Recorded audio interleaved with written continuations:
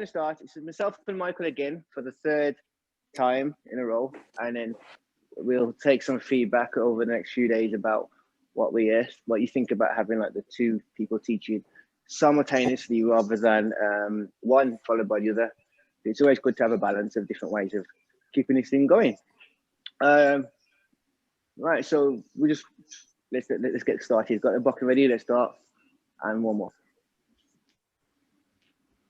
Onegaishimasu. Okay, so just simply now we're just going to do a spiral with the hips a circle, one and the other.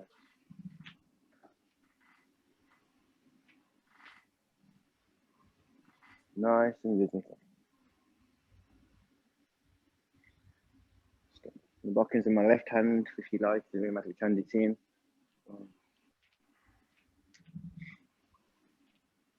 As the bokken goes over to the other side, just turn the hand and change hand. So my fist is on, my knuckles are facing upwards, my back of my hand's facing upwards. We go to the other side, turn my hand, change.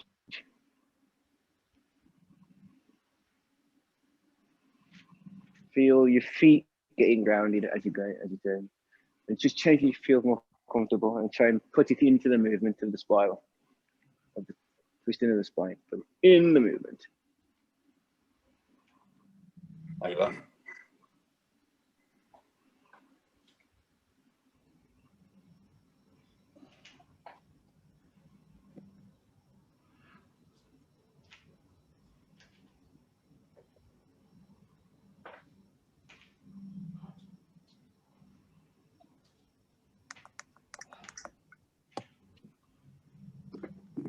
All right, switching up, back a little bit, and forward. Switching up, back a little bit, and forward. Up, back, forward. Now smoothing those connections together, so it's one move.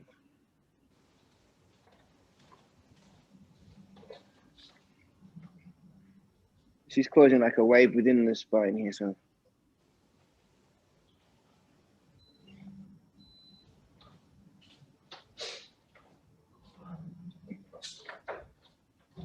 So you're asking all your vertebrae to move to perform the maneuver.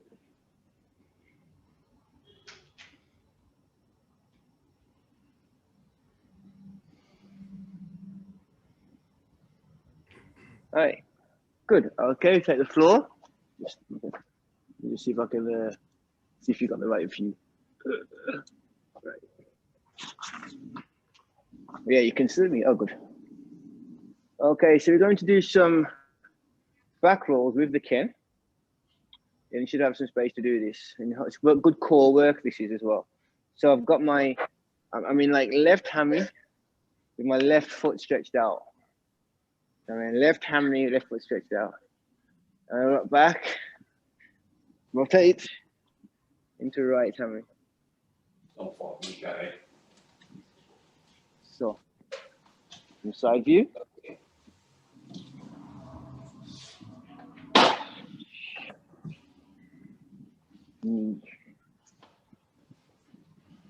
Sun. Right, onegaishimasu.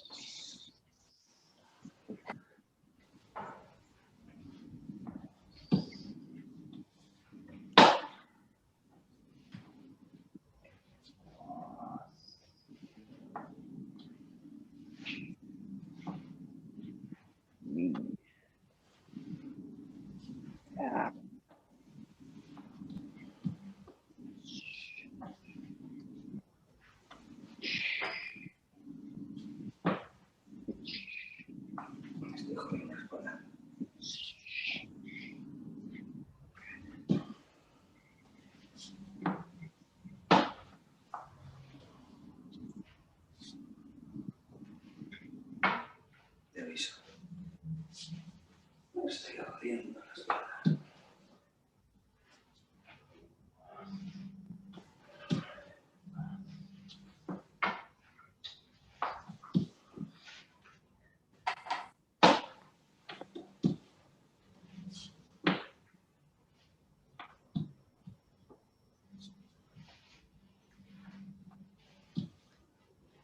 Very nice. For what I can see.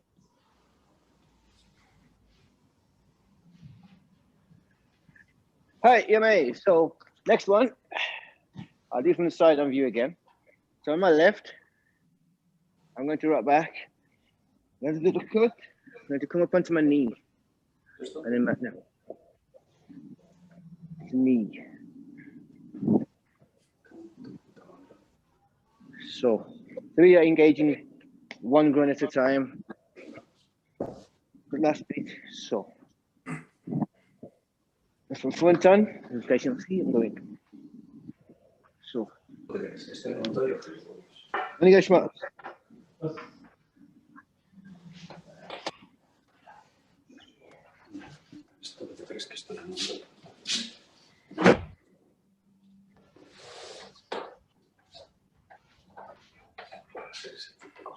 For those that have had too much breakfast, tough.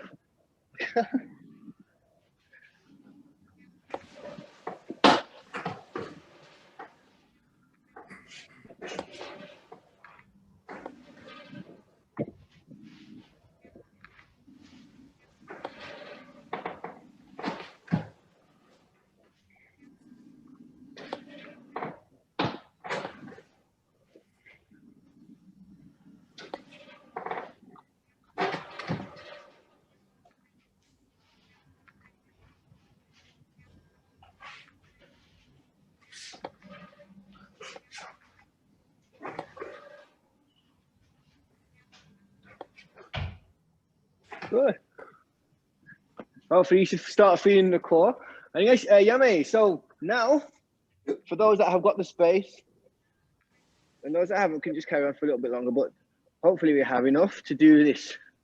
We rock back up into our knee. This knee will come down, the hand stay in the center. Change. And back up. Hands down. Change. Okay. So smooth it out. So in your own time, onegaishimasu.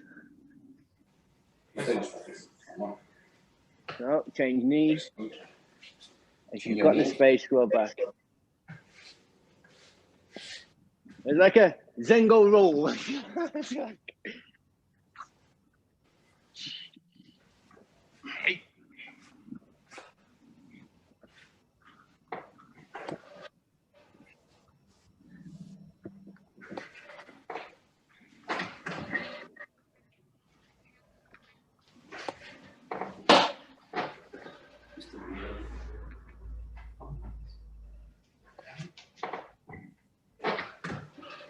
And what you find naturally is keeping your head on top of your spine is what makes the key.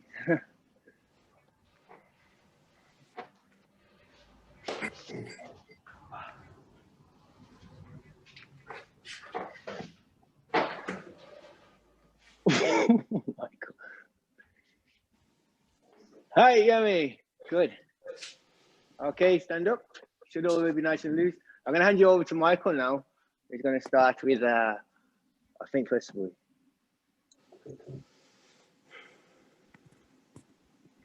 Yeah. Can everyone hear me okay? See me okay? Yeah. I can, yes. Yep. Yep. Okay, cool. So we're gonna work through the 7 SUBURI today. And what we're gonna do, because we've not got a whole lot of time, even though we've got kind of an hour and 20 minutes or so, we can't really cover the whole of them. So what we're gonna do is select them. So we're gonna do something that Lewis would do in the dojo and that Saito Sensei would do, which is basically go into the most important ones. So normally we do 1, 2, 5, and 7. We're going to do today 1, 3, 5, and 7. So these are the major ones. Sorry. And those are basically done before kumitachi work. So we would usually do them as a kind of brief look, as kind of summary of the SUBURI. And these are basically the most important ones that we use later for partner work. So we're going to start with number 1. We're just going to start just shoulder width apart and just nice and basic, just reaching for the back. I'm just going to come straight down into the cup. So just reach the back and come into the cup. Nice and easy. just here. So just go straight into it, just in your own time. Big, big, big clear moves. Find the back, drop the hips, and find the focus. Just in your own time. Finish us.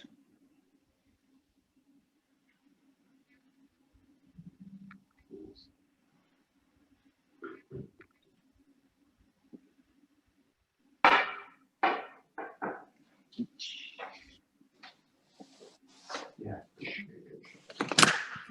Okay. And I'm not going to teach these because I used to teach this a lot, and all of you kind of come to the classes all the time. But you've got these three basic options. So you've got the option to swing through, release the cup. You've got the option to just place it. And then you've got the option to focus. So really feel free while we do this to just drop between all those three levels. So if I feel at this point that I'm kind of being swung out by the grip and the focus, I'll just come back to this and I'll just allow the sword to drain down. So feel kind of free to play within these levels. Don't think every time you need to kind of find the focus all the time. So just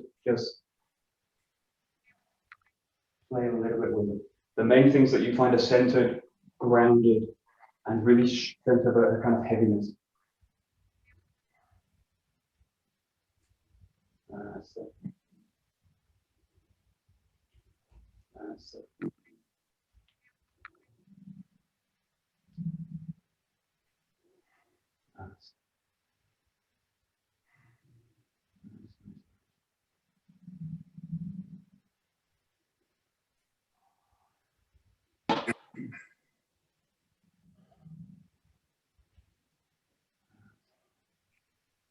Good. Okay, good. And we're just going to do something different. This is really to find the hip, so that there's three basic distances you can work from. We're going to start with a wide distance in the leg. And this is really so that you've got a very solid base. And then I can just have the feeling the hips are going to drop into the base. So I want you to go much wider than you would normally go wider than shoulder width. The key thing here is that the feet point out, so the toes point out. And I'm going to do the same thing. In this case, raise up to the back. And then from here, really engage the hips down in the cut. And then find the cut this way. So this is really to find the grounding in the hips. Find the back, engage the hip, and then cut into it. So just come to here, engage, drop. So this is really to get the feeling that the hips engage the movement. Engage, drop. So it's as if the sword gets dragged down, or it's not as if the sword gets dragged, the sword gets dragged down by the hip. And again, play with these three levels. You've got swinging through, placing, or focusing. And just play now basically in a wider stance. Just a bigger base. So you've got much more feeling now the hips can find the ground through the feet. That's it. Okay.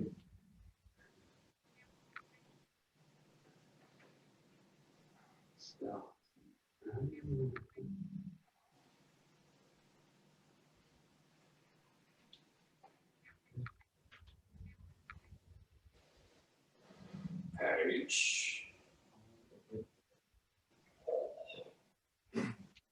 Good. And it's probably a little bit how I showed it, but just watch this. This is just to emphasize the fact that the hips start first, but try and get the feeling that as soon as I engage the hips, the hands get dragged down.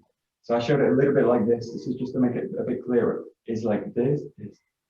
Now that's what's actually happening, but by the effect of the hips dropping down, engaging, basically the arms get dragged down. So just look for now a connection between what I look for is a connection between the hips and the elbows. So as I engage the hip down, it's like the elbow gets dragged down. It's like there's a string attached to the hip, and as the hip drops, the elbow gets dragged down. So just explore now this connection, and that connection is the same up and down. So the raise is the same. It's like the elbows get pushed up, not quite pushed up. They get kind of dragged up. Yeah. So just look there now this connection. This is a major connection that we work with in Aikido, which is hip to elbow. Yeah. Yeah. That one.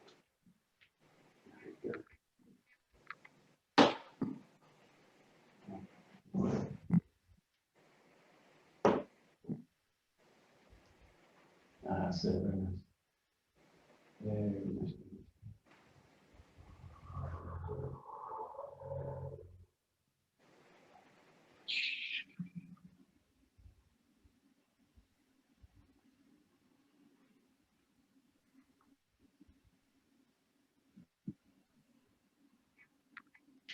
Good. Okay, good. So we're going to do one more, and this is with a really narrow base. So you've got the narrowest base I can possibly get. So what you're going to do now is this posture. So the feet, the toes are basically still pointing out just a little bit, not as much as before, and the heels are together. So press the heels together. And this one, this is slightly different. You're going to raise up, and I'm going to come up onto the toes. So I'm going to really press a really long, narrow column. And then from here, I want you to keep on the toes. Again, engage the hips down and come down. Now, all the time, the heels are going to be in contact. So you come to here. And then what I want to do with this one is raise up, keeping the contact, and then sink down into the ground. And then when I initiate the cut again, raise up onto the toes, bring to the back, and then sink down, keeping the heels touching all the time, and then sink back down into the ground this way. Yeah, give this a try. This is much more now about balance. So this is a really narrow base. You're going to find your balance is going to be challenged with the cut. So just giving this a try. Ah, yeah, exactly.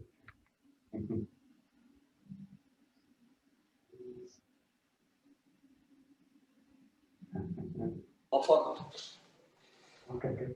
So there's no real trick to this, but it's really about your sense of balance. So just watch this as I go up. If I'm in a kind of hanging position like this, some of you are starting in this kind of position, so you're actually already off balance. So I'm asking my body to find balance when it's already off balance, and it'll be impossible, almost impossible, and it'll be impossible to do without tension. So, and what I'm looking for is a kind of tension-free cut, or as little tension as possible. So really feel that as you come to this position, you really find the back and you find this kind of column through the whole body, and the body should feel like it's set all the way down. So even though I'm kind of raising everything off the ground, coming to the toes, my feeling is everything draining down through the body. And then as you cut down, keep it there. So keep the body where it's basically stacked. You can try this if you kind of struggle with it. The point of this exercise is also that if I'm starting with the hands, and the arms, automatically get pulled out. So I'll feel the top goes over the bottom. So you lose the base. So if you like just play with it, you basically come to here, come up, and then you just drop down. But I should feel that the whole body just stacked into the feet. So even though you've got a narrow base, it's the same thing. Just over, and I'm off balance, so I'm on the right side now. So what I want to do is the whole body just hits the middle of the feet, and then comes back up that way. Yeah. So if you like, play without the sword, but this is really about balance, not about the cutting. So just, and then later we use the cut as a kind of feedback on the balance. So let's try here. And this one, don't do it too fast. It's also not the best position for the knee. That's it. Rolling good. That's it. That's it. Exactly. Much better. Rolling good. Yeah. That's it. Much better.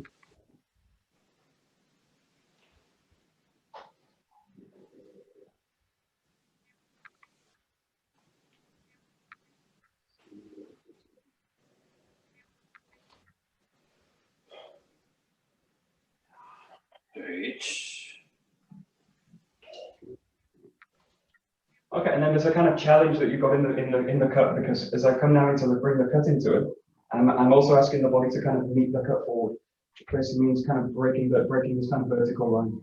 So the tendency in that is to kind of counterbalance the back of the body. So the tendency is the butt comes out and the front goes forward. So this is the classic kind of Iwama duck back. Because the butt comes out as the front comes in. So try and keep the sense that as you come forward, I just have the sense of dropping down, and the body, the spine stays long, but I also break the vertical. So this is actually easy to do in a way like this, where the body comes like this, and sometimes you'll see this endoscopes. They do, I can't do it because I kind of counterbalance in the body. They do this, they pull the body straight. So in a way, I'm pulling the body up, the spine up. But actually what I want to happen in this case is the spine comes with the sword. So I want to engage the spine into the cut forward, which means I'm going to break that vertical. So just try a few, just from this position, and just focus now on this kind of breaking the vertical, which will really challenge the balance. Just a few more. You don't do too many of this. Yeah. That's it.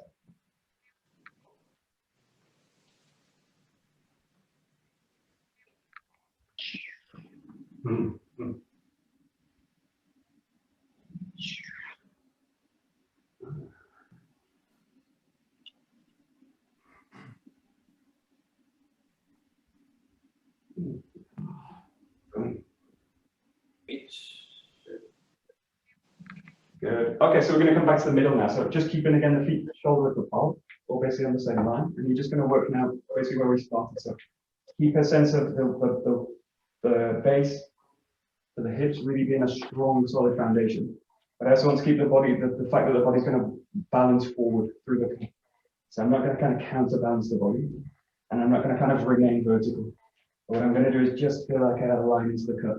And I align into it because I've got a very strong base. So it's a mix of strong base and alignment forward to the cut. So just play a little bit now with this. Again, feel free to move through these kind of levels of swinging through.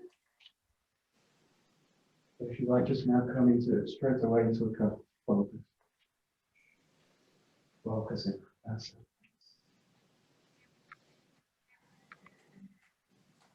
Stop.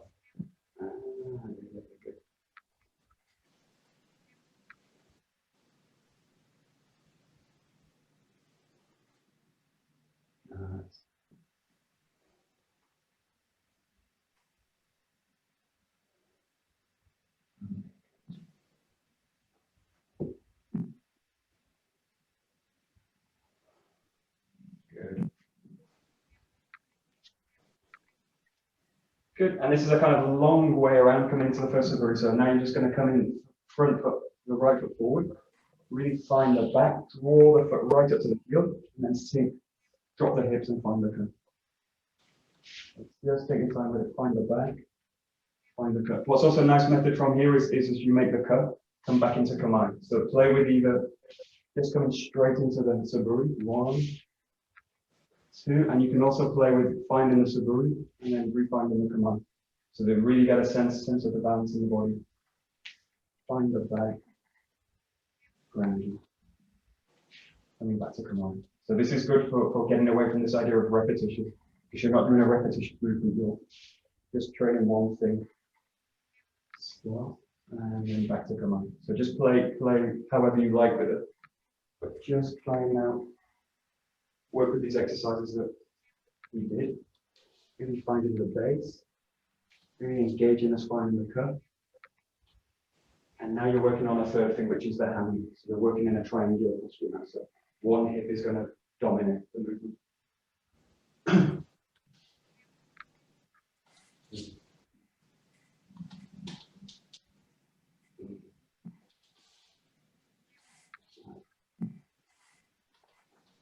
And feel free also to change to the left side. So if you like, also change left side cutting. Because if you feel like the right side's pretty tight, also just go to the left side. So feel free just to go to the left as well. Just explore a little bit. Good.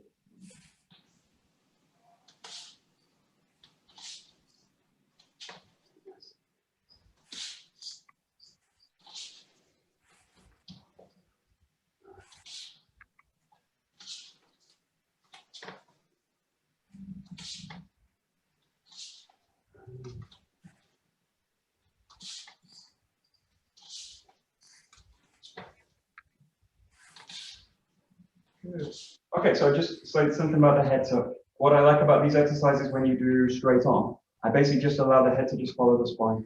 So totally, I just allow the head to if the feet are basically forward, the head just stays forward. So the feelings of the head all the time just stays on this line. Now, as you come to hand me, there's a tendency to start to kind of twist into the head. So either do this and kind of look sideways, or to kind of twist the head in different ways. And especially this happens when you make the cut, these kind of things, and then kind of twisting. All of these kind of things. And I think a lot of this is kind of emphasized in the Zoom classes because people are kind of watching screens. So I really emphasize in this case, don't watch any of the screens. Don't watch any of the TVs or the camera. Don't do it to anything. Just really feel your own body. And what I'm looking for in this case is the same feeling where the head and the eyes basically follow the spine. So see the head as an extension of the spine. So the core of the body is here. And And the moment I start to create excess movements in the head, I start to create tension in the form.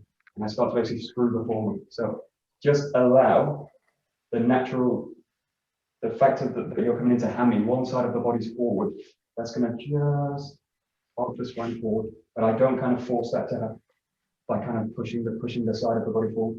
So it's basically I'm allowing the side of the body to fall forward. And in this case, I'm watching the laptop. Don't watch the laptop. Just allow the head to naturally follow the spine. So, yeah, just give it a try. And if it might help sometimes to close the eyes. Sometimes not.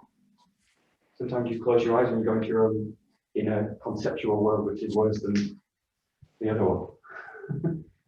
So just explore a little bit.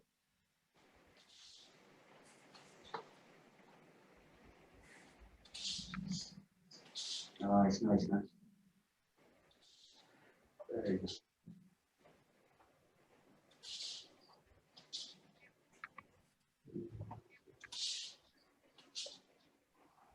Yeah, good.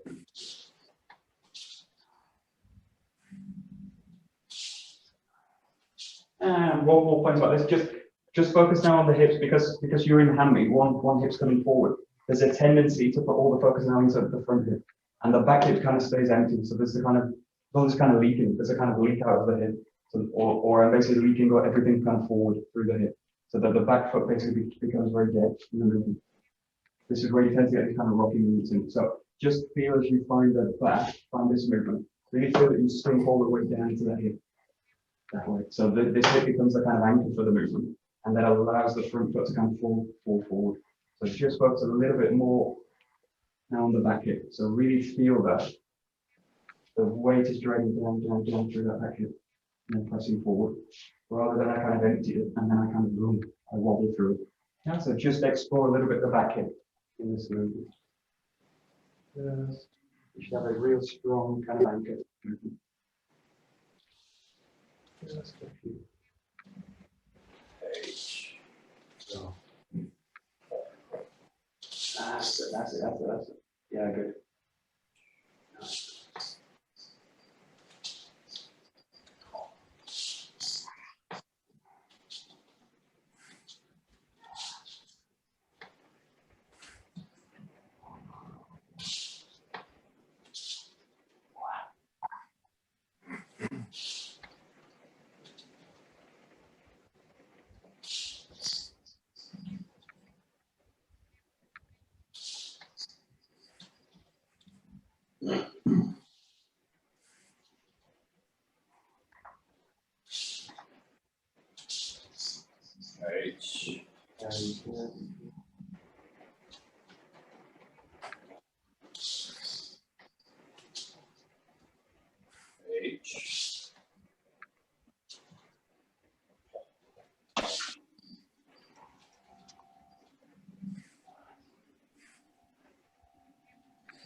Right, so I'm going to hand you over to Brendan, who's going to go to the next one. So,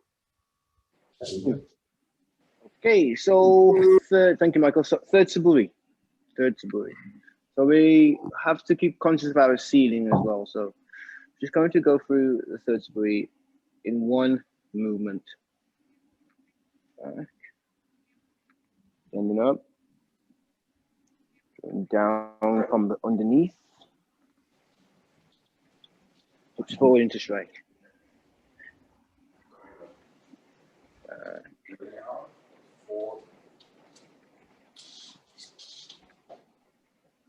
Hips into strike.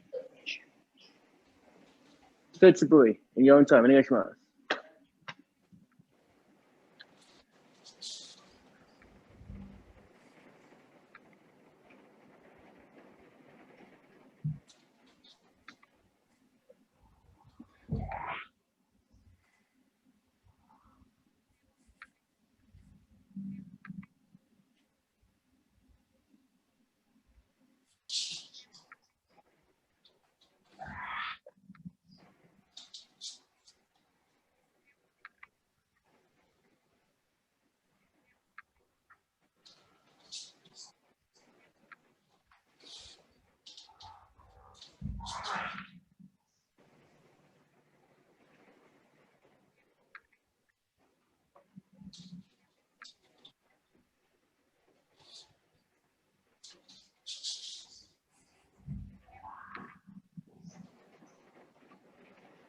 All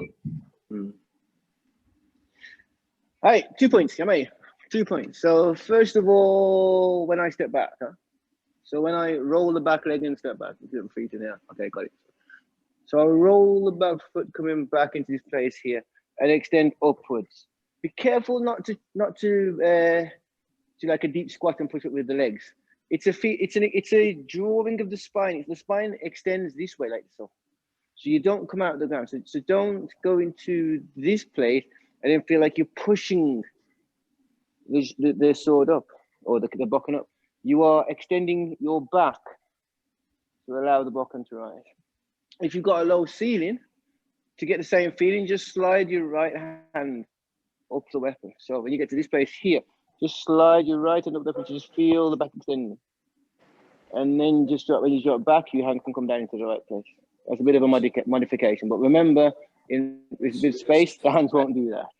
So don't push up with the legs, yeah? So once you step back, you engage that base we've just been working on in first SUBURI. Really extend, but keeping the base down. And down to here. And then the final point is when I finish the cut should be stable. So try not to find this wobble. Because that's just an indication that your hips have overshot where they need to go. You need to be in balance in those 2 points. I think I should mark. Nice.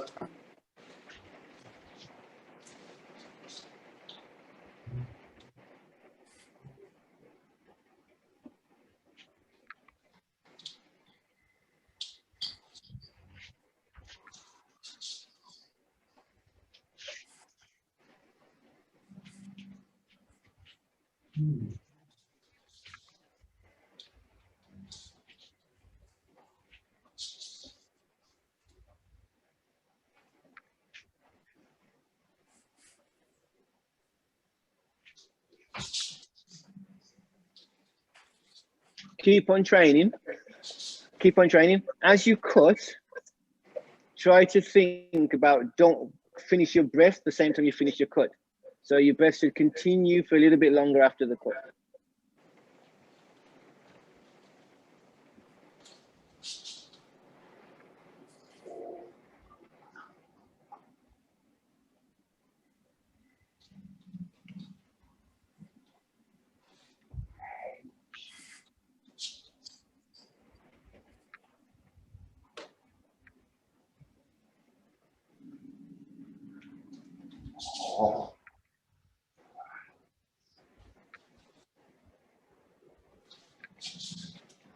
Hey.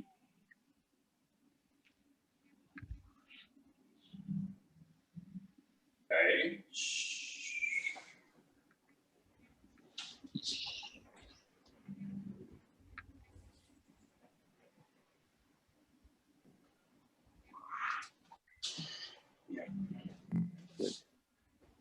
Hey.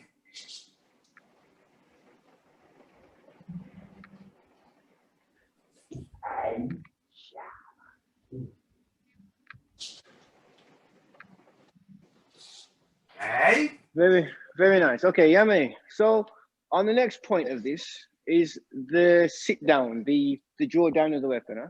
So I've rolled back nicely and I'm in this position here now, and I draw back. If I just draw back 50-50 in each groin, what happens is I sit down in actually a very unstable position where I can either fall forward or backwards. So if I show you from this side, if I kind of drop into here, where I'm 50-50 in the groin, I'm actually very vulnerable forward and back, very vulnerable. So just like in the first SUBURI when we cut, there's like a break in the spine, which kind of comes naturally. There's a slight tilt in the spine also in the spine also when we do this sink down. So as the ken is going to the back, there's a slight balance of that by the spine tilting forward slightly. So I get a little bit more feeling of push into the front groin here. So really feel like that's opening up. And then you'll find that you're in a much more stable position in the weak areas, which is between your feet and behind you, and where the stool would be. So we really got to try to be in this place. We sink into this front groin here, rather than 50-50, because then I really am weak and I can be pushed. Yeah.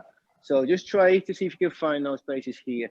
So as the Ken goes back, I'm really sinking into that front groin as well. And continue your breath afterwards as well. Onegaishimasu.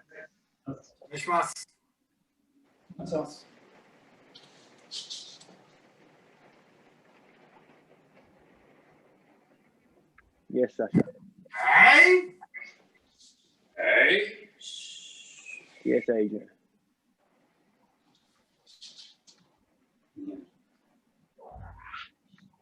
Nice, Lola.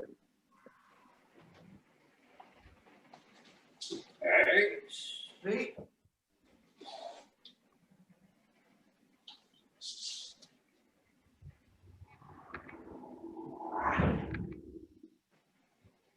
Up.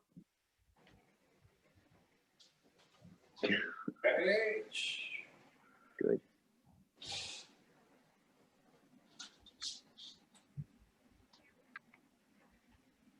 Up.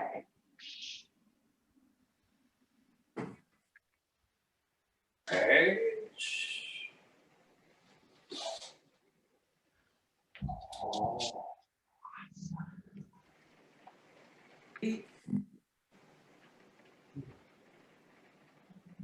And yummy. I've got just 2 final points, and then we'll move on to the next suburi. But this point I think is a little bit more difficult to explain.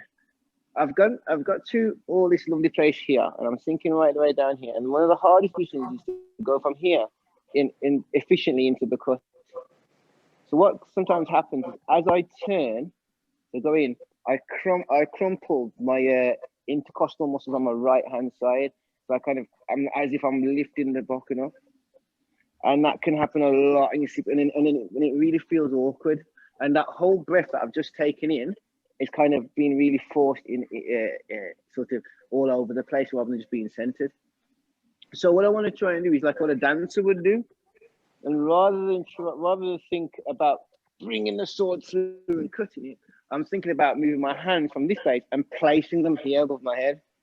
So I'm really free inside this place. So a dancer doesn't move their arms, they place their hands.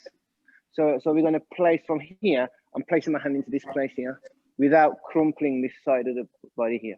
So I'm free to place. So from here, don't turn into it like this, but actually place your hands. So there's freedom in this right side. So don't crumple. There's freedom in the right side.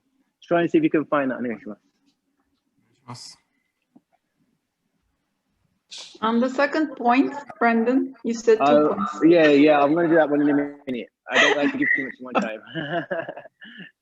I just give it Michael some money that he's nearly up.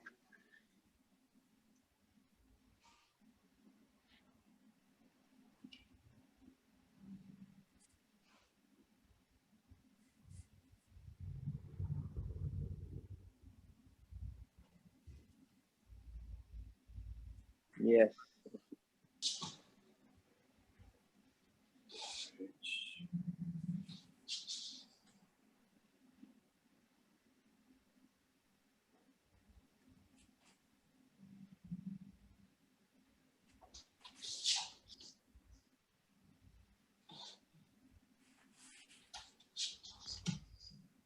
Hey.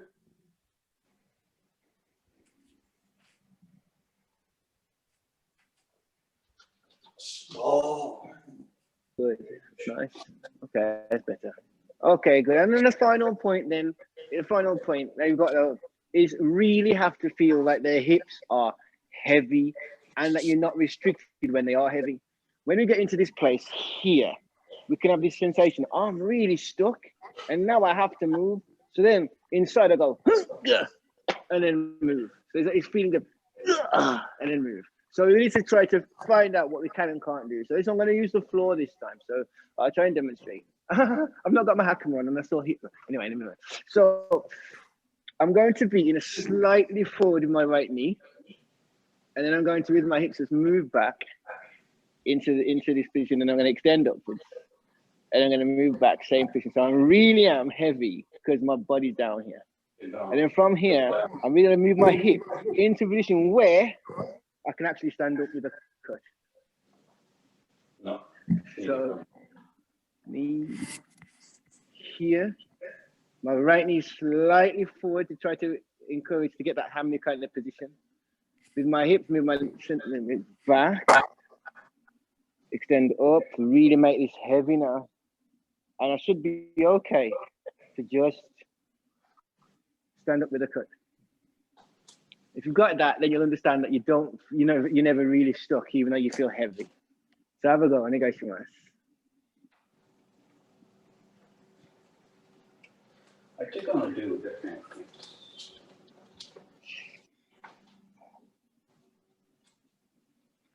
And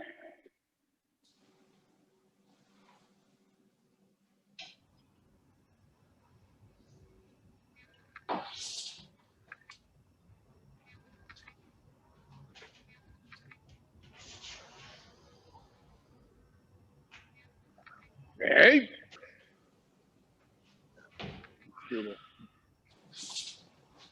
Alright.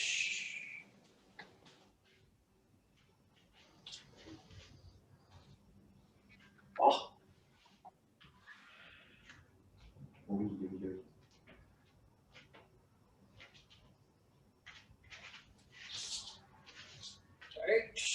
Nice, Fernando. Nice, Fernando.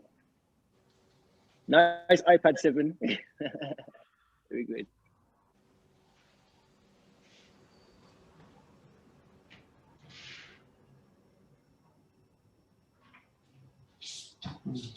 Alright.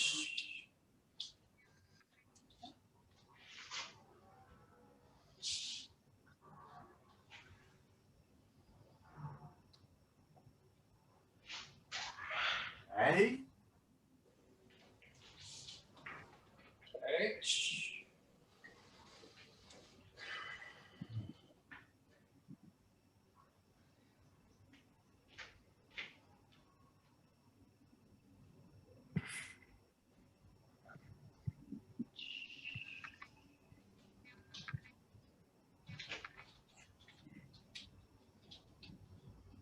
Okay, if you got any questions, just hold on to them for a bit.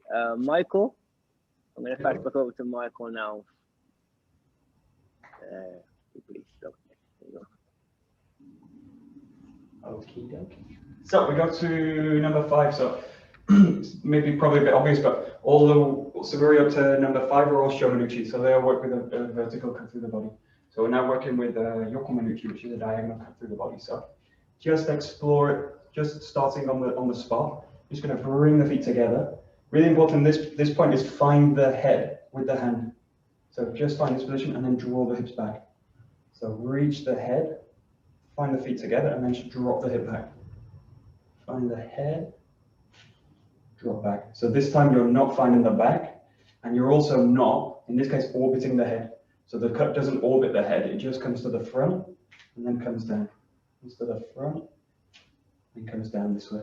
Yeah, just play a little bit with this. So number 5, just on the spot. And really now to create a distinction between a shoman vertical and a yokomen diagonal.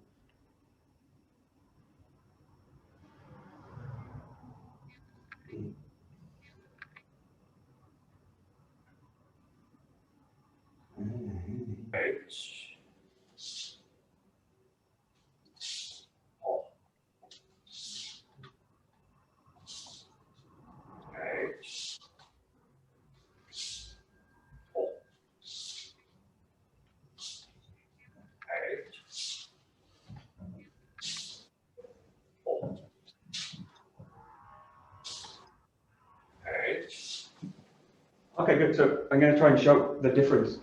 In this case, you can all see this ball, right? Yeah, hopefully you can see. Can you see there's a little line on it? Oh, maybe you can't see it. I don't think you can see the line. There's basically a line on this ball which runs through it, so I'm going to draw on it. So there's a line which basically runs, or can you see that line? Yeah. There's basically a line that runs all the way through the center, this way. So that represents your kind of shomanuchi cut. And that cut goes directly through the vertical into the center. Now when you come to yokomanuchi, you still find the center, but you're working on a diagonal. So you're working, if that's the vertical, oh, I don't know if you can see that. You work on a diagonal to find the center. Okay, does that make sense? Hopefully. Yes. You're basically slicing towards the center in a diagonal. You're not doing, in this case, what that translates to, I don't know if I can show this. The shonuchi is directly to the center, through the vertical, this way. When I come to yokomenuchi, I go to the diagonal. What I don't do is slice the top off, and I don't kind of slice through. So it's always going to go towards the center, basically. So that's the kind of point about that is you've got in the shomenuchi a very clear vertical line. Now, what I don't want to do is do something like this. This is another kind of sword cut. So this is working with the kind of kesagiri. Sometimes we call the yokonuchi kesagiri, but it's actually a different kind of strike. So in this case, what you're going to do is really work to the center again. But I'm doing it at an angle, if that makes any sense. So you find this, and I still have the feel to cut to the center. So it's not cutting off the body. So it's not doing this kind of thing. You can take it there and you can adapt it, but for the basic, just anchoring the movement off the back hip, but I'm not falling off it, if that makes sense. So just try a few with it. If it's not clear, let me know. Michael, may I ask something? Go ahead. So what I understood before, I mean, so far, that we cut, the only change between shomenuchi and yokomenuchi is the hip work. Yeah. Well, it's not the only change. Well, okay, that's what I understood. I could be wrong. Okay, so and the hip, because of the hip changes, the cut also changes. Yeah. Exactly. Yeah. Okay. So that's what I understood. But I thought we were supposed to keep, like when I do shomenuchi, boom, and you can see it straight because I'm straight. It's not confusing. Yeah. So when I do yokomenuchi, I cut the same way, but my hip is open. But do I take my hand a little to the left towards my hip? Do I still keep it in the middle? But because my hip is open, so what do I do exactly? Good point. So, Because I had this discussion yesterday with a classmate, and I thought I was supposed to keep it here, and because and this wasn't with Boko, this was with Joe, but principle is exactly the same. So I keep it in the center, but I open my hip. So this is my yokomenuchi cut. yeah. But is this supposed to come a little out, just a little towards my hip bone, or what? Because So and basically there's a kind of dogma in terms of the center line. Everything I do always has to be center line. And it's a bit of a dogma because sometimes I'm working just off my own center line. Now that doesn't mean it's not anchored to the center, because if you think of what I distinguish is the center line of the body, this, yeah. the just line of the center, and the center, which is this whole. So the center is this, this whole region, but the center line is this. Now in terms of shomenuchi work, I'm working down the center line. This is why it's pretty clear, very direct. Just the center line and the center match totally. Now in the case of shomenuchi, I'm slightly off the center line. So okay. What's off the center line is the backhand. So, and it's not again that I do it. I don't kind of take it out. I just allow it to follow the line of the body. Because the back hip's opening out, the cut naturally falls to the back hip. So it naturally falls to that. So basically the sword's just angled onto the back hip. But I don't lose the center to do it. So I don't cut out of the center. There.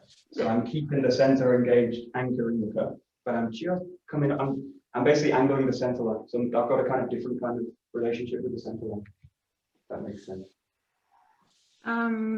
Yes. Can I add in something as well for that one? Yes, please, because that part is always confusing me just a little because I am 100% sure where exactly I'm supposed to be. Yeah. I thought. So, one thing I look at is when I do the showman, because of the way I'm quite square and quite forward, the center line traveling from my center is very, it's very narrow. So that's why I really have to place the work in there. But as I'm opening this back hip now, the center line is actually quite wide. So I'm like in a tunnel. So my ken doesn't have to be like pointing forwards like this, because it's going to be, I can allow it to wedge, just like in a kamae. I can allow my ken to wedge, and it's still in my center, because I'm in a wider stance. So it's not really a thin line. It's a thick line. It's a thicker line coming from my center, because my hips are open. So I'm still in my center line, even though I am tilted off my backhand is off my navel, but it's still in my center, but my center is wider because my base is wider. So when I cut in my left yokomen, because of his hip opening out at the back, the center is not like, I don't know, 2 centimeters wide. It's actually 5-6 centimeters wide. So I'm actually still in my center, even though my ken is not directly sort of perpendicular to me in a way. It's kind of off. So it matches my hammy. So that's how I feel. So that it is off the backhand is definitely towards the trailing hip. The backhand is always to the trailing hip, but the front hand is in front of the navel. So you end up with a wedge. Probably that's what's happening with me too, but it looks like, I don't know, it's really, it looks like you're missing your body completely. No, it might be the camera angle. Exactly, because I'm doing this and I'm so comfortable. I'm not cramped or anything. So this is my yokomen. Yeah, there's another point in this case. There's another point about, I'm going to bring back the ball here. You've also got to think about delivering impact. So this is about delivering an impact into an object, into the center. Now, if I do this where I kind of make an arc and then I try to find the center, I'm basically doing this kind of pattern. So the pattern this. Now, if I do that translated into striking something, it's basically doing this and then catching off it, because I'm actually delivering the impact at the wrong angle. So the angle I want to deliver the impact is really straight into it. But if I deliver it in this way, it bounces, so it rebounds off. The only way to experience this is training with a Martialart. Or you can experience it in different ways. You can make the distinction in your own head, but the best way is to really experience the difference between hitting something at the correct angle and hitting it at the wrong angle, where it bounces off. Now that's really the only way you can train that kind of feeling, because you've got to basically feedback that's not my own body. So I get away from my own body by striking an object, and I basically need to deliver the force directly through it. But I'm delivered in an angle. This is where the confusion comes in with the yokomen, because it looks like I'm delivering the force through an angle, but I'm delivering it in an angle directly. That makes any kind of sense. It's a bit abstract. This is very hard to kind of explain online. It is. The best way is just experience it. So think about striking an object, or actually better, go and strike an object and deliver the shomanuchi is very easy. Down, straight down, and then the yokomenuchi is directed at an angle. Because the aim of the yokomenuchi is the side of the head, which is at an angle. So I want to, maybe this is easy, I'll show this. I want to deliver the yokomen like this into the head. Now that because the head's angled, I need to deliver the angle. I need to deliver at an angle. If I deliver the cut also at an angle and I do that, basically skips out. So I want the strike to be delivered directly through the body this way. Maybe that's a bit better to do. You basically deliver the weight like this, but not kind of angled out. Oh, this is too complicated. Being a bit complicated for me. Okay. Thank you. I'll try to. And also just experiment with the position as well, because it's always down to your body. So if you can feel the center is engaged and anchoring the cut, and it feels strong and powerful, and you can engage that through into an impact, then it works. So just experiment with it a little bit. Okay. Thanks, Brendon. Thanks, Michael.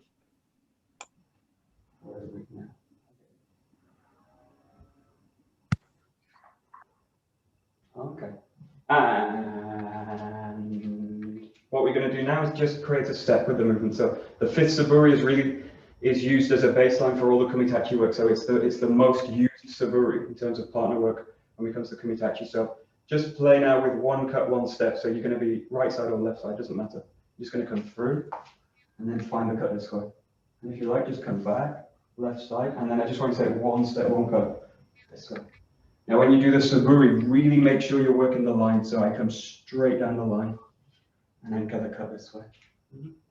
So in this case, the tendency is because we're going towards this is to come off the line. And that works basically for the kumitachi. That comes later. So in the suburi, really allow the hip to travel forward down the line. And just play with it. So one step, one cut. Working with the number 5.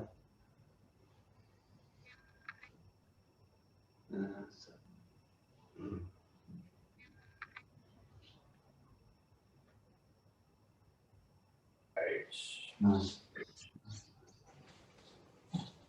8. 8. Good. 8.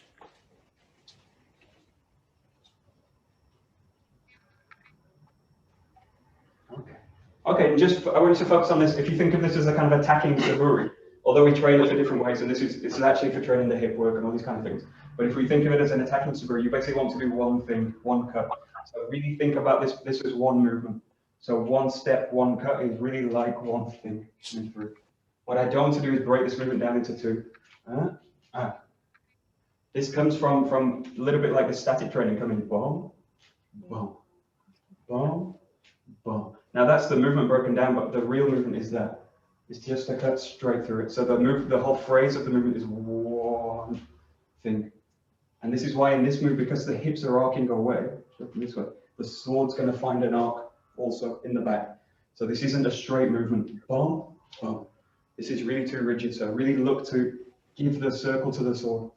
So really look to pass a circle through the sword all the way to the tip this way. And it's basically one movement, one. And it's not about speed. It's just about bringing the move together. Okay. Let's try a little bit.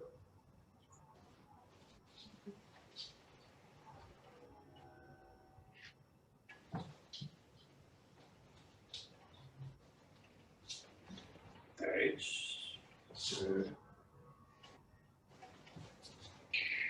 That's it. Nice. 8.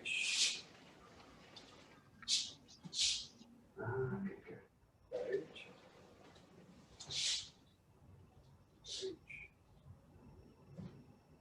I'm just going to make one final point, and then we're going to go over to Brendon. But there's basically 2 kinds of people. I'm this really fast. I'm not going to talk too fast, but there's 2 kinds of people. The first one's they strangle the sword. So basically, my grip is really like all the time. It's kind of tight. So I'm kind of strangling the movement of the sword, and the sword basically feels this, like this. So it becomes a really static, heavy wooden object, which is what it is. But I basically really strangle everything in the sword. The other kind is too loose, so it's kind of the grip's kind of is kind of all over the place. And this is basically the arms, everything starts to kind of orbit in these kind of strange places. So look for a grip which is secure, but is also flexible. So the sword should feel very comfortable in the hands. It shouldn't feel strangled, and it shouldn't feel like it's falling out of the grip. So I think I said this last week, but the best grip is like holding a baby bird. You want to secure it in the hand so it doesn't fly away, but you don't want to crush it with the grip. So have this sense that the sword is basically living, and it's coming through and out the grip, but it's not strangled, and it's not doing its own thing. So really try and feel that the grip is securing into the body. So just look for that kind of quality. And just notice whether you're kind of over strangling it or it's kind of sticking out. That's it. Good. 8.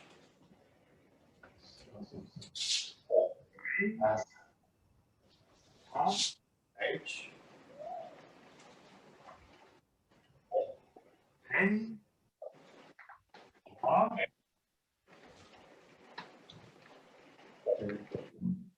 And we're going to go to Brendon. We're going to go to number 7.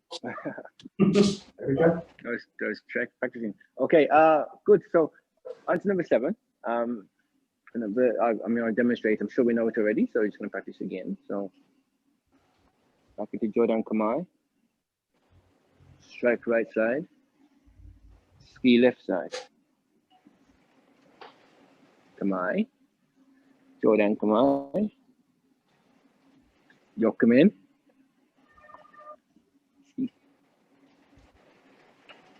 Onegaishimasu.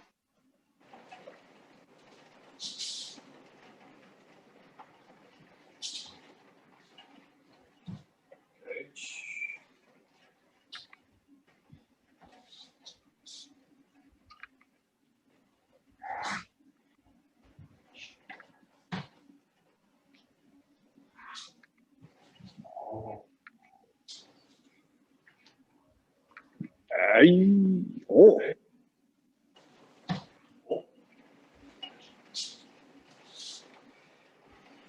Hey. Oh.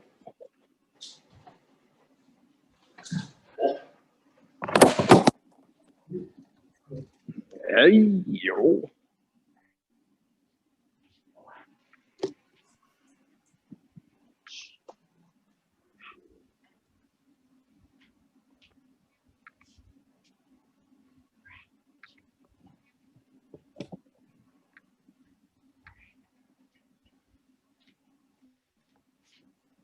Hey.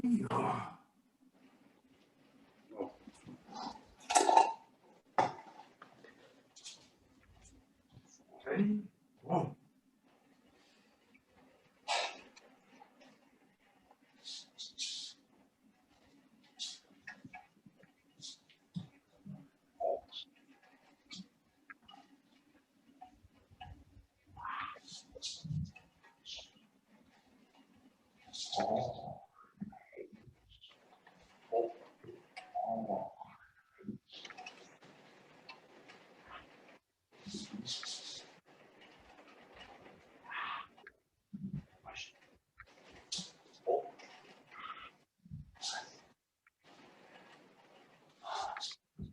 Hi, yummy. So a couple of points I've seen so far. Don't blind yourself in the Jodan Kamai. Sounds crazy, but don't blind yourself in the Jodan Kamai. So you want to be looking through the inside of that front hand. So here, and it should be recognized in second Suburi. So that's key. Also, don't over twist in the Jodan Kamai. So the Balkan should go back directly backwards to the screen here. So don't let it tilt around here. So those are the two of the pointers for the Jodan Kamai section. So here, you're looking through your hand, through the hands, and your Balkan's going directly behind you at a 45-degree angle to the ground. So it's a high, nice Jodan Kamai. And then when you go into the cut, make sure so your hammering is good. So don't cut and have too close a hammering so you're off balance because you know you're going to do something else. So cut into a good hammering. And then from here into the ski. The ski section, don't imagine yourself as you're turning that your body is producing the power for the impact.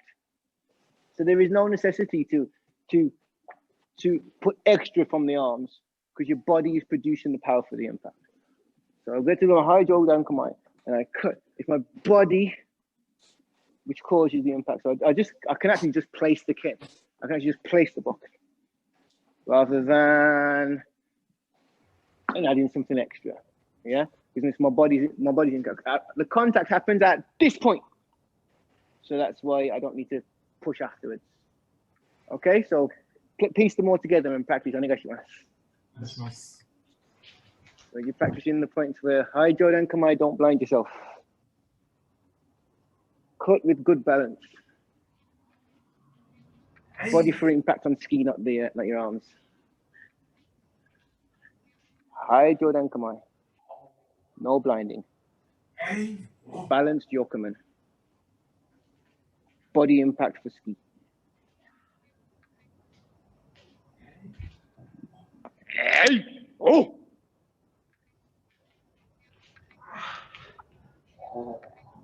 Hey! Oh!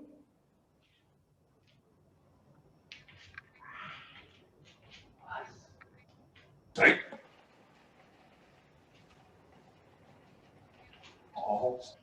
Brendon, one question. Yes, sir. Would you say that the tip of the sword stays at the same position while you just turn the left hand? Yeah, that's how I do it. Yeah, for sure. So imagine kind of my So what I think what Sasha's saying is the Balkan's right here, and as I've cut with my Yokomen, then it's the hilt of the Balkan that moves. Okay. So I end up going like this. So yeah, for sure. That's definitely. Stay there and then just. Yeah. Hey.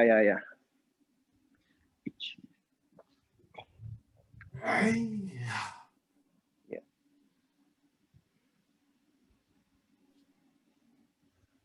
Hey.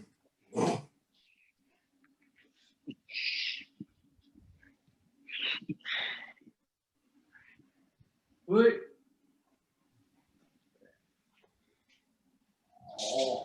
Hey. Oh.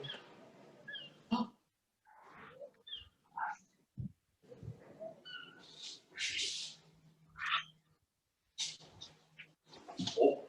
Hey. Ah.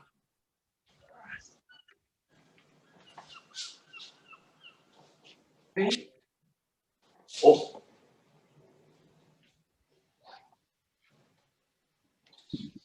Good. Hey.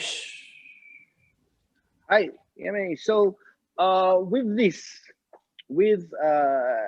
you have an opportunity to get your shoulder back under control. So we need to take the opportunity to get it back under.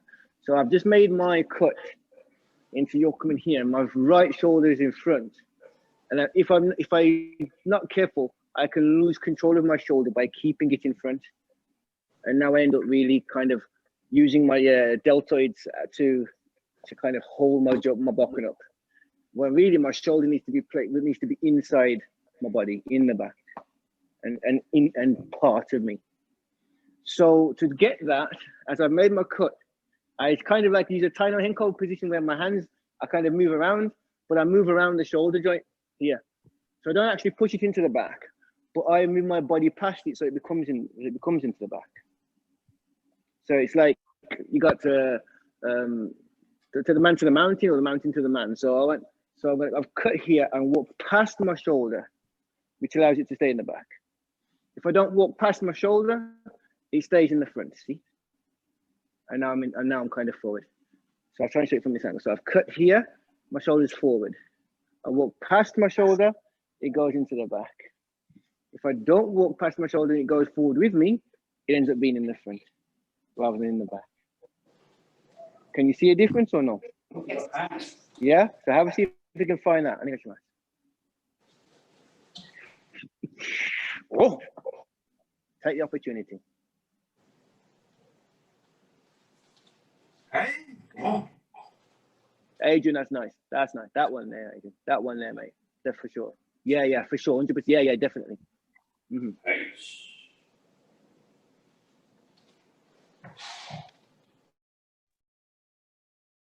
Hey. Yeah.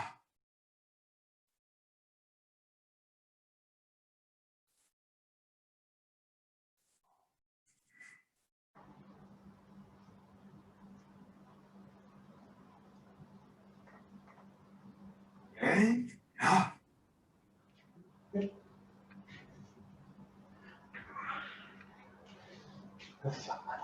Hey. Whoa.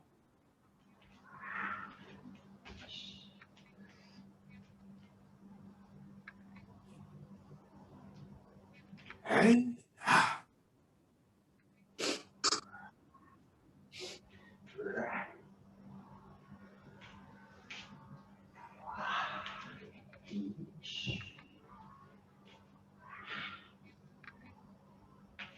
Yeah.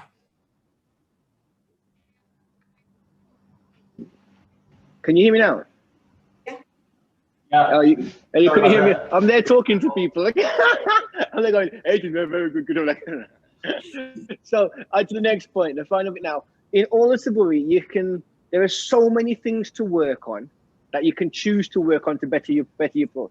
It's really dangerous to try to work on lots of them. So you kind of, for a month, 2 months, whatever, pick 2 or 3 things max, and then just keep really like work on those and build your sensitivity on those things, rather than oh well, I can do this and now I can do that, because he who chases 2 hares rarely catches one, you know. So, and I've got no hair. Anyway, so what I want to look at for this 7th Suburi is this wave. I think it's really nice to look at it. So I'm going to look at, like I did for last week. It says I step back and I go into Jodan Kamai. My body is in the Jodan Kamai position, and my bokken kind of catches up with me. I'm not going to allow my bokken to catch up. So as my bokken starts to get to that place, I'm going to move into my yokumen. So now my body's in my yokumen position, and my bokken catches up with me. But I'm not going to allow it to catch up. As it gets to that point now, I'm going to move into my ski position. And it's only at that point will the bokken actually physically catch up with me. So my body's always slightly ahead of my bokken, and that will end up with that wave kind of feeling until the end. So I go into Jodan Kamai here. And my bokken kind of gets there, then I move forward into my, and it finally gets there, and I move into the ski. So the bokken never stops moving, but it never catches up with me until the end. So try to get that wave. So have a go at that and see if you can find it. I think I should. お願いします。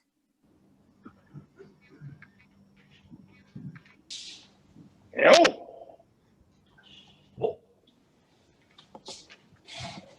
Yo! Hey. I can move my camera actually. Wait. Hey. Oh. Wait. Might be a better angle, I'm not sure. Hey. Oh. Wait. Hey. Oh.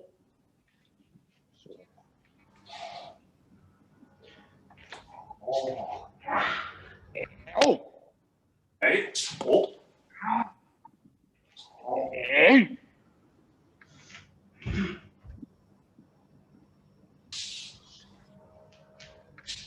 Hey. Oh.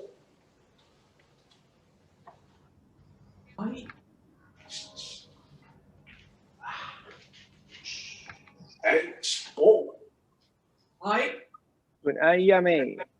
And for me to finish now, because I'm going to have to make a move, but also as well, it's good practice. Hey. Working on something and don't expect or accept any feedback on it. You've just worked on it and take it to bed with you. So that's also a good thing to do. Is I don't always seek direct straight away feedback, because sometimes you just need to digest, and the body will automatically show for you in the future. So hopefully that was fun. If you've got any questions, then feel free to ask me sort of through WhatsApp or privately, because I'm going to have to make a move. But the class is carrying on with Michael. So hopefully if you've got any questions, Michael can answer them on my behalf also. Thank you, Brendon. Have a nice weekend. Okay, thank you. Take care, guys. And see, don't forget the seminar next weekend if you're not already signed up. We'll be there. Okay, Michael, over to you, sir. Thank you. Okay, just 1 second. Find my stuff. There we go. Okay, good. So we've done a lot of kind of, in a way, it's kind of working on qualities. We're going to go to stuff now. So we're going to do some stuff, but I want you to keep a quality. So we're going to do some kind of variations on this movement that Brendon's done. I'm just going to cut it down a lot. So what you're going to do now is just from the command right foot forward, just spring forward and find the cut this way, and then just come through, find the yokomanuchi, find the ski. So you're just going to go directly now into yokomanuchi itself. Really, this is a nice practice of kind of direct movement. So straight into the move, straight in, find the yokomanuchi, and then from here, grounded in the front foot, just come through and spring through into the ski. So just do this nice and very, very direct. So it's here, really find that you've got the connection to the sword, and then just press out. Find the yokomen, find the ski that way. Yeah, and then we're just going to add a few things. So just work on that for now, just very simple. Hey. Oh.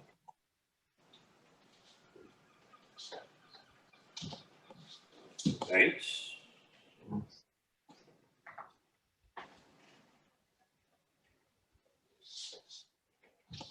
Hey.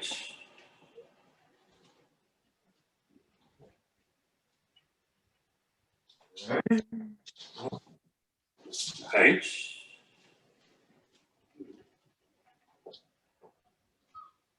Hey. No. Oh. Hey. Hey. Wow. Hey. Okay, so really kind of stillness in motion. So in this case, what I want you to look for, the first steps in kind of stillness in motion is actually to go to stillness and then motion. So you break them down: stillness, motion, stillness, motion, and you really break them down to that. That's where our system's very, very clear in terms of the key on work. So look for this state here. This is a very still state, and then motion, and then into real stillness. So I come into a point where I'm just grounded and then motion, and then stillness. So really feel that kind of quality is really being trained in the Kihon. That's the real the real treasure of the Kihon practice, that you can practice a sense of going from a complete still position straight into motion directly. And then later that translates into stillness in motion, where you're doing the movement fluidly, but you have a quality of being comfortable and relaxed. So just play a little bit now, depending on the level and depending on how you feel comfortable with it. Really focus on stillness here, stillness in the cup, and then straight into the movement.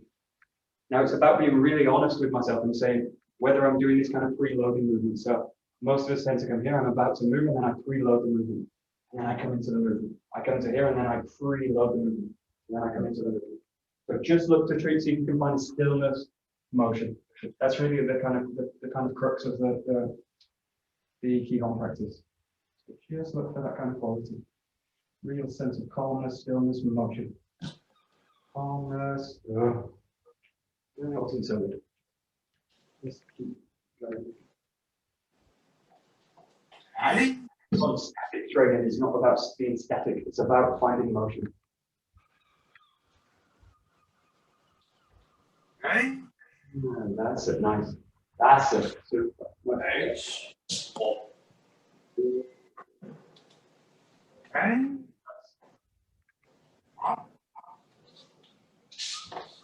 H. Up. Okay.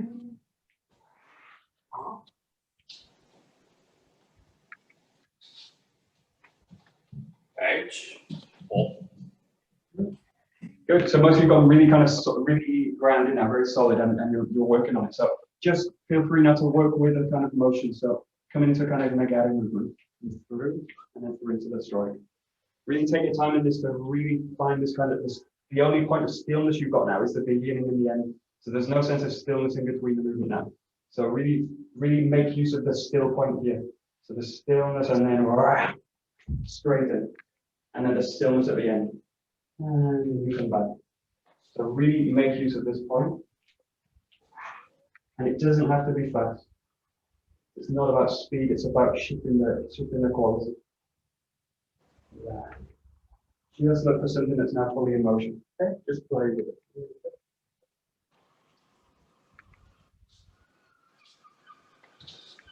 H.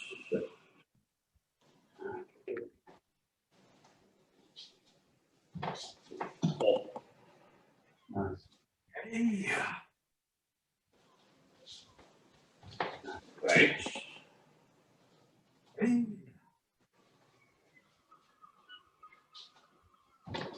Up. Okay.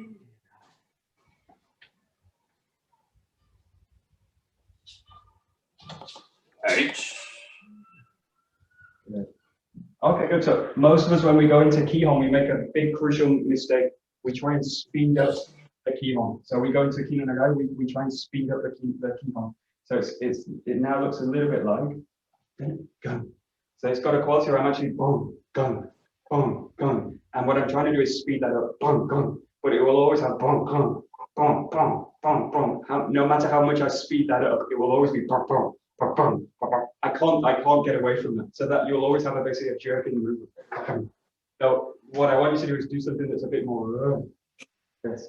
So you need to have a sense that it's one motion and that it's not broken down into two. So it basically means a shift in the quality of the movement. So this is best and slow and really with a sense of smoothness. So yeah. And really try and look for the basic. What I'm looking for now is the hips are basically going to snake through the movement. So I'm using the percussion on the cut to anchor me into the ski zone. Yes. Just play with it a little bit. And it means sometimes breaking the form down a little bit. Getting away from a sense of using force. So the best way is no speed, no power. But really try and change it's not even changing the gear, it's changing the engine. You change the engine totally. It's a different thing altogether.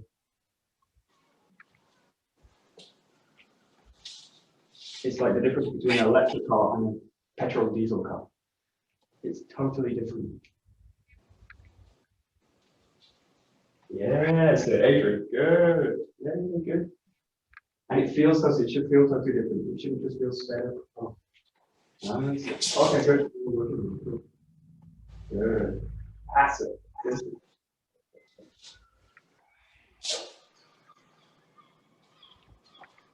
Good.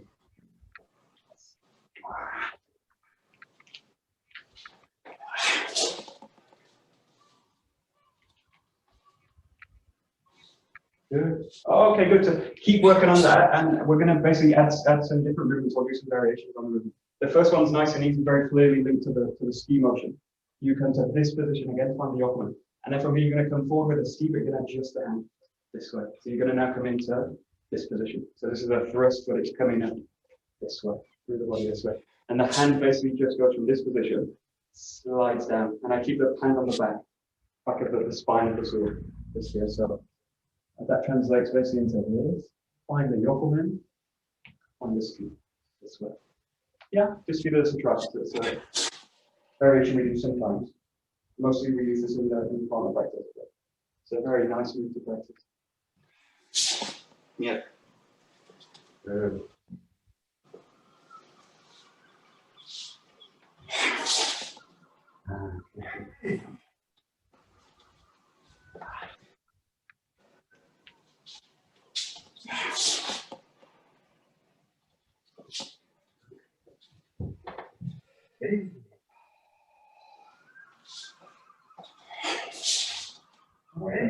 This for me, this practice is a nice one because it reveals something in the nature of how I make the ski. So try and avoid in the sense with the ski, the sense of being pulled out with it. But Brendan was talking to us a little bit, but we tend to think of the ski as a kind of frontal thing, which it obviously is. Everything's coming frontwards and horizontally. So, but see, this is really a kind of change in the hip work. So it's a change of hand movement, not really. It's not really about advancing. It's about changing the hand this way. So basically, my ski needs to be adaptable to the position that the partner's at. If I constantly train my ski in a sense that it's out somewhere, and I'm striking someone out really far away, then that's basically how my basic will be. But I should have the ability to flexibly adjust the ski. So it's not about kind of horizontally coming out. It's about shifting the hand through the body this way. So just focus. If you like, you can also do this very, very basically on the spot. And I'm just practicing now the change of the hip. And what I'm interested in is the hip work, not the hand work. So I'm really interested in what the hips are doing. I'm not really concerned at all with the hands. The hand's just going to follow that way. So just play with it a little bit. But I would advise don't make a big step with the ski. At least as you're kind of learning these movements. Asset, much better. So now the hips are kind of forced to change.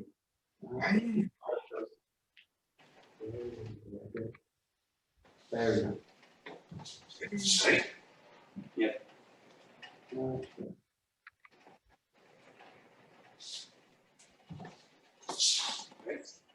Good. Nice.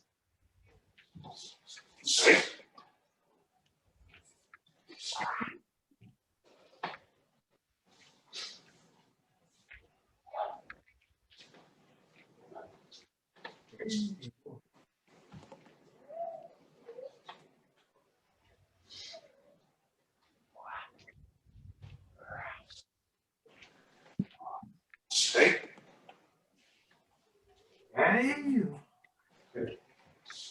Okay, last few minutes, I'm going to kind of put all this together. We're going to make it a kind of very short kata, so very basic. I'm going to repeat it a few times. So you start with the Yokoman, coming straight into it. I'm going to find number 7. First thing through. From this position, it's a new movement, but I just want to move in terms of spirals and slice all the way to the back this way. From here, you do a number 5, step from the back leg, cut with the Yokoman, and then you do this last move we just done. This. And come back. So it goes like this. It goes 1, 2, slice 3, Yokoman 4, ski 5. And then 6 is just going to return to the position, the original position. Okay, got it? Hopefully. I'm going to repeat it, so if you get lost just watching, we'll do the first one properly. Number 1, number 2, number 3, number 4, number 5, number 6. Because this might be a kind of new movement. Do this in a kind of basic way. Again, go back to this kind of stillness motion, kind of Kihon basic training. The danger is now I'm starting to do stuff, but I start to lose stuff. Even though you're really learning new movements, try and stick with the quality. And it's not about learning new patterns.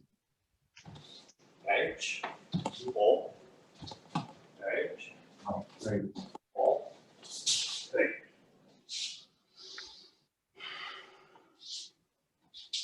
H, 4, H, 4, H.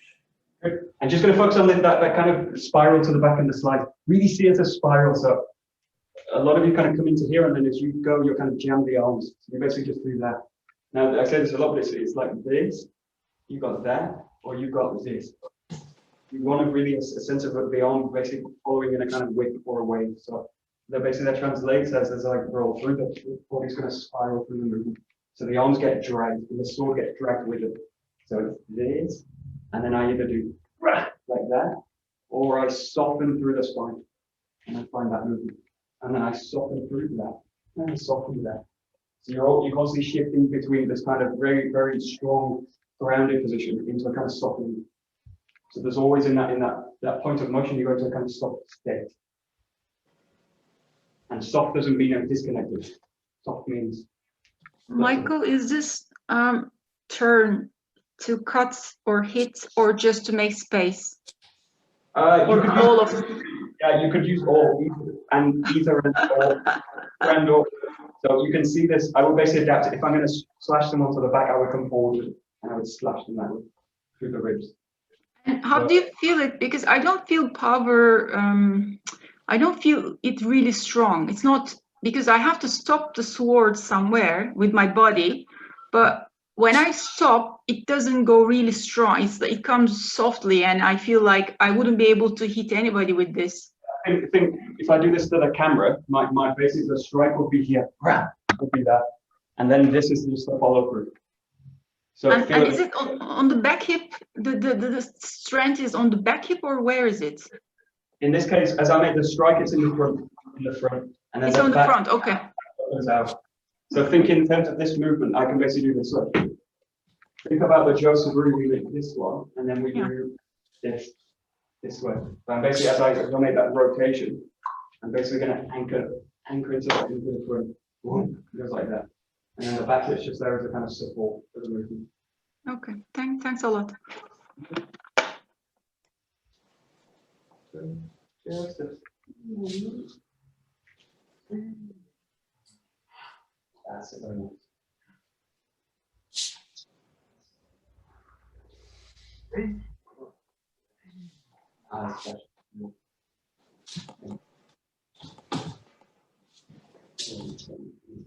Right.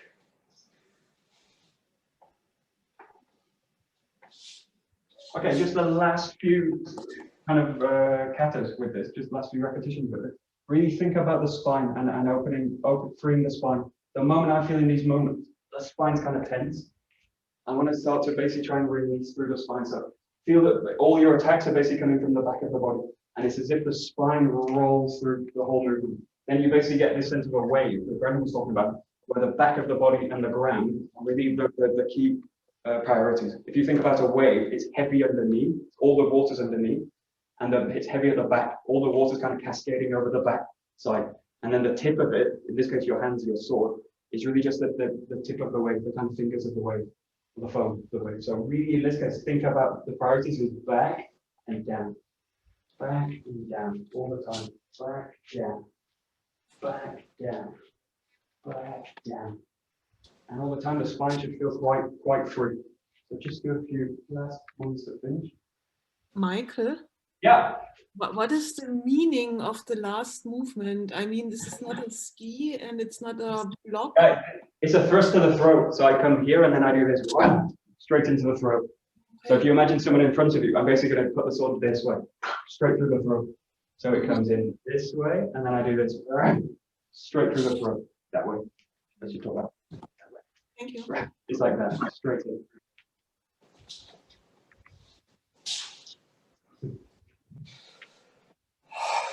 Nice way to finish Saturday morning. First thing to do. H, H, hold, H, hold. Very nice. H, hold, H, hold, H.